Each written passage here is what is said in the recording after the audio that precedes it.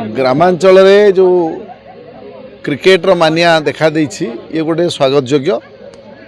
आमर पटामुंडईर नुआगाँ काकुड़पल्लीर आज जो क्रिकेट टूर्नामेंट ये आयोजन होइछि कृष्ण बलराम क्रिकेट क्लब आनुकूल्य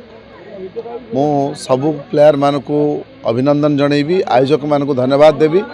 ए प्रकार क्रीड़ा आयोजन आम पिला मानक भितर तांकर प्रतिभार परिप्रकाश पाइबे गोटे सुजोग सृष्टि करिवो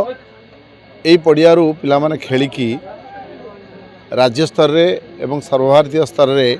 आमर ना रखिबे एई उम्मीद रखिबी प्रभु जगन्नाथ प्रार्थना करी आम पिलांक ऊपर तांकर आशीर्वाद अजाड़ी दियंतु। उद्देश्य किसी ना जेहेतु